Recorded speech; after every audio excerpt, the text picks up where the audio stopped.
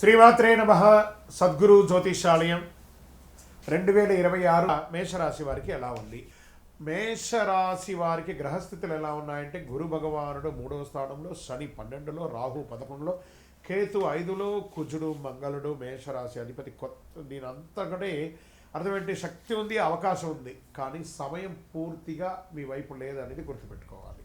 ఈ నెల మేషరాశి వారికి పెద్ద శత్రువు ఎవరో తెలుసా? తొందరపాటు నిర్ణయం మాత్రమే.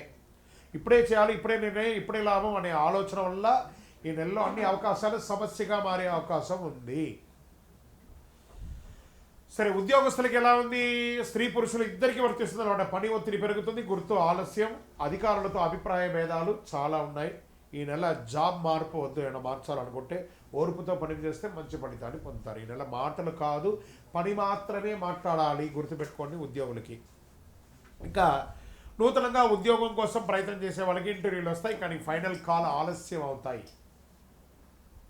రిజెక్షన్ రాదు, గ్రహాల వల్ల వచ్చే డిలే మాత్రమే ఇది అని కూడా చెప్పుకోవచ్చు.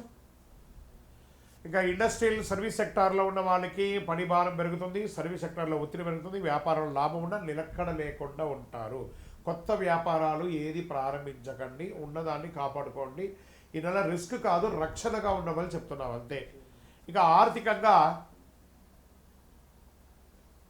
ఆకస్మిక లాభం ఆశ వద్దు, షార్ట్ టర్మ్ ట్రేడింగ్ వద్దు, అప్పులు పెంచుకోవద్దు. ఈ నెల డబ్బును కాపాడేది ఏడాది మొత్తం కాపాడుకున్నట్టు. ఈ ఒక నెల ఫిబ్రవరి నెల మీరు కొంచెం జాగ్రత్తగా ఉండే, డిసిప్లిన్ కాబట్టి 1 ఇయర్ వరకు బాగుంటుంది.